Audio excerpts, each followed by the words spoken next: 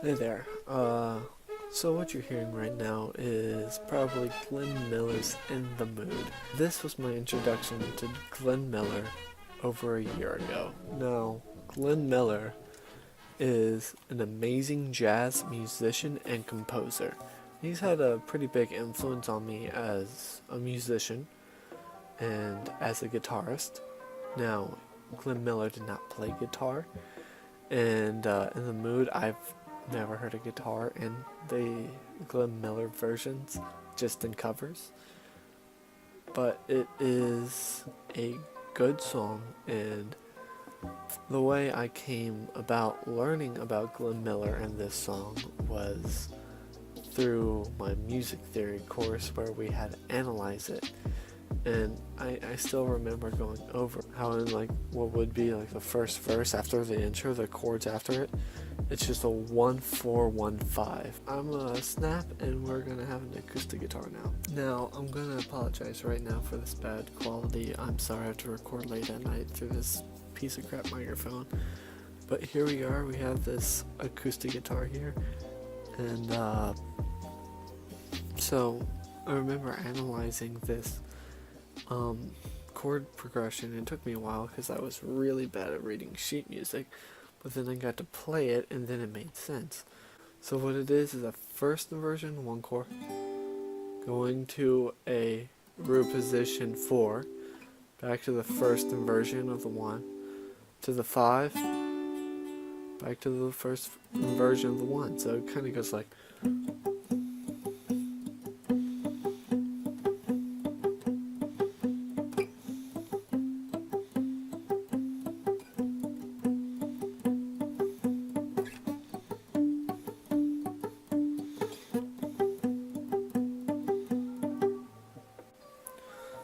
So Glenn Miller inspired me rhythmically and in my chord changes.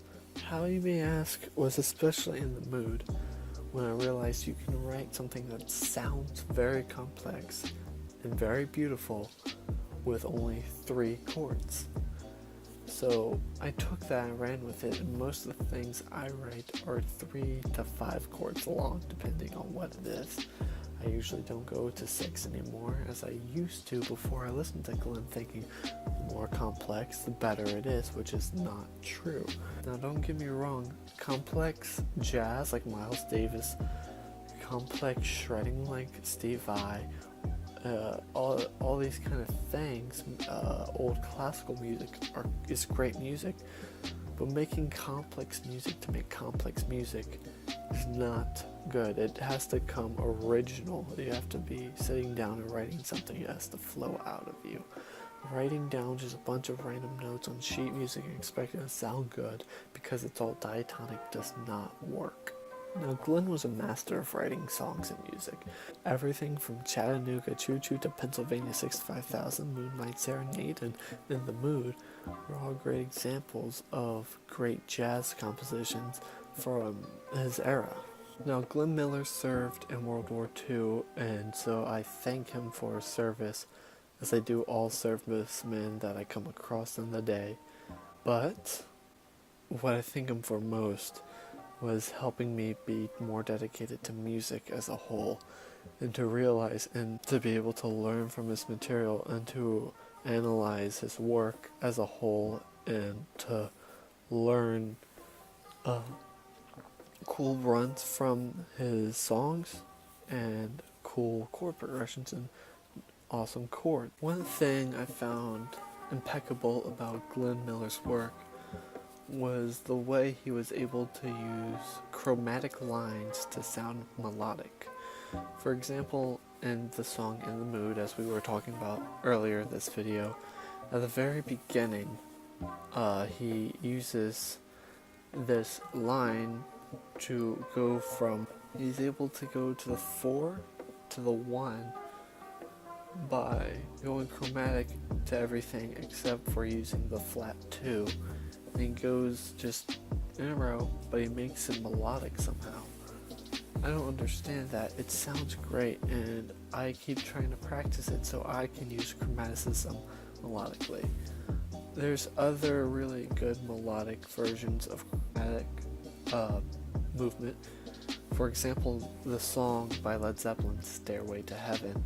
That intro, the chord intro, the bass line is straight chromatic. If you ever have learned to play it, you know what I'm talking about.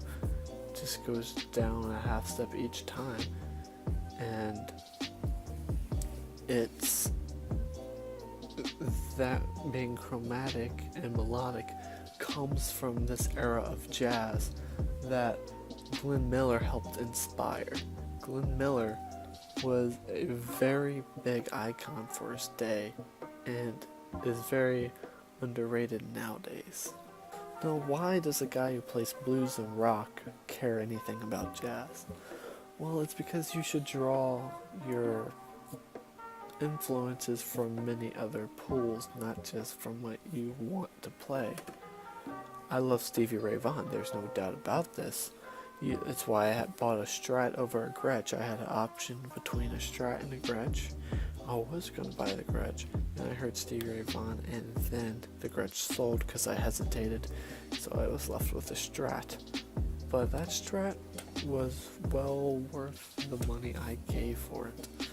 But I draw from jazz influences such as Glenn Miller, Miles Davis, John Coltrane, and many others to be able to use music that was not meant for guitars originally, put it on guitar, use the techniques used in it to make my own music. And anybody who's been around this channel long enough knows I'm not that great of a guitar player. I've only been playing 3 years this coming May, and I mean, no stretch of the imagination great or barely good. I struggle with rhythm, and that is my main struggle.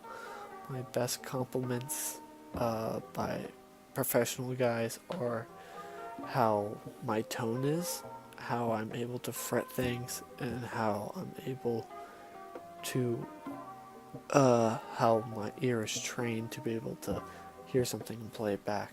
But Glenn Miller was a master of his craft. On this cassette, it's a radio set basically, and in between of a few of these songs is an interview with Glenn Miller, and he's about to be shipped off to World War II, and it's sorrowful yet masterful. It's called Glenn Miller, Legendary Performer, and if you go on Spotify they have this, but it doesn't have the talk segments, which really makes this album amazing. So I recommend trying to invest time and money to find an actual physical copy of this album. I've listened to this album about 10 times in the past 2 weeks, and that's what's inspired me to do my video on Glenn Miller here. And so with that, all I'm going to recommend you do is go and listen to a lot of Glenn Miller and get inspired by the jazz and learn how to play the jazz.